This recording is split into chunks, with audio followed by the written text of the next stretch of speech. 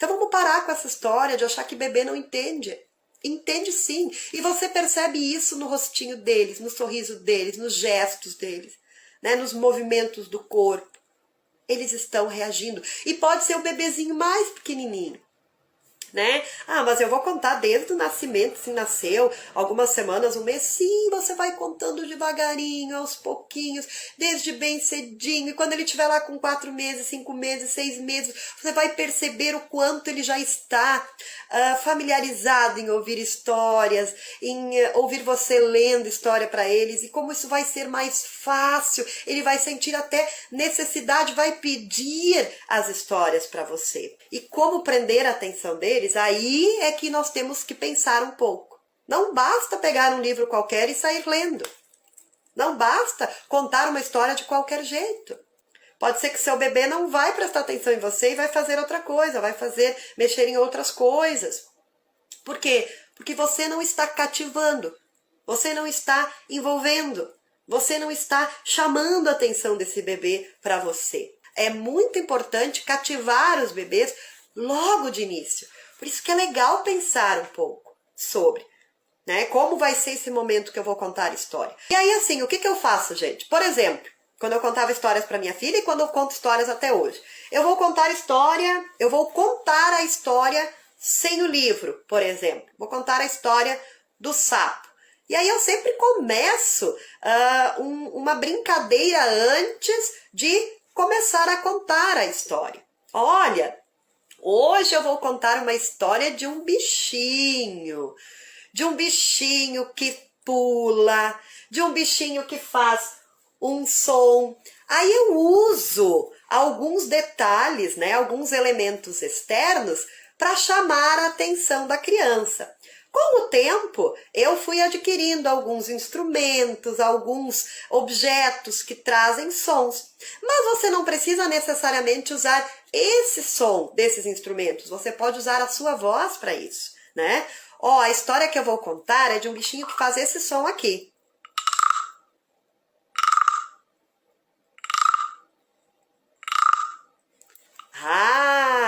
Se a criança já ouviu esse som, ela vai lembrar que é um sapo. E aí sim, eu vou lá, pego o livro, tá aqui.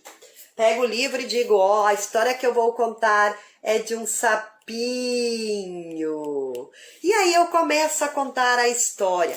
Como é importante essa brincadeira antes de contar a história, envolver a criança, né, com esse personagem já, trazendo um som, fazendo gesto, né, mostrando com movimentos do corpo, com as mãos ou com o próprio corpo, como esse bichinho se locomove, né, trazendo na sua voz, cantando também. Eu posso trazer uma canção. Vocês lembram de uma canção assim, ó? O sapo não lava o pé, não lava porque não quer.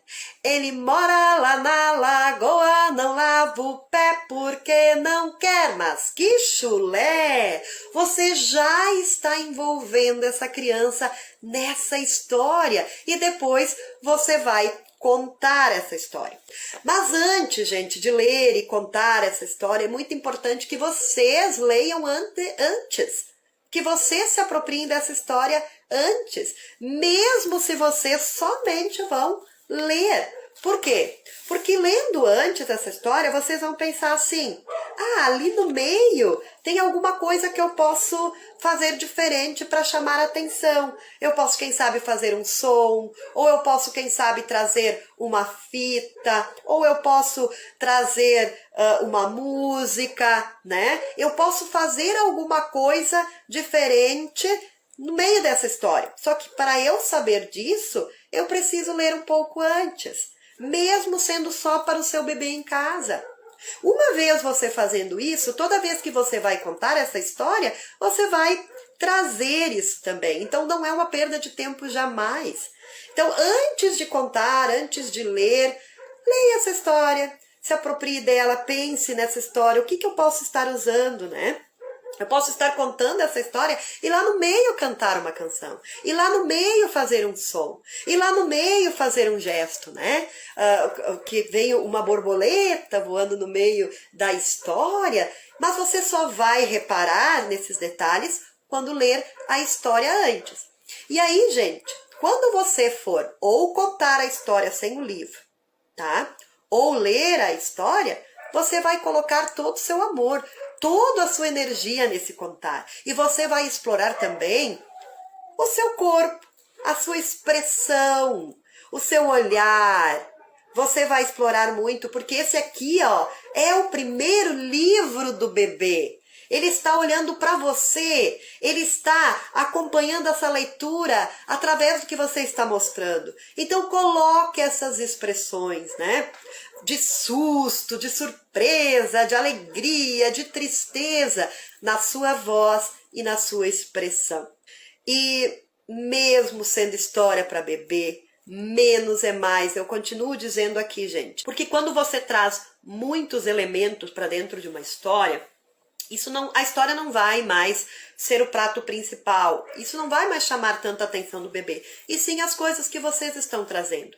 Então pensem em um detalhe, 2 detalhes para deixar essa história mais interessante, para brilhantar essa história. E não demais.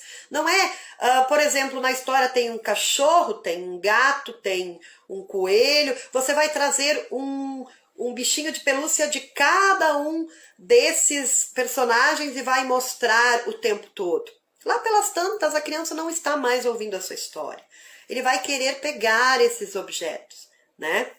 Esses objetos que eu chamo, né, e que são estereotipados, que a gente já mostra para ele como ele tem que imaginar, chama mais atenção do que a própria história. Por isso que eu gosto muito de trazer elementos libertadores também.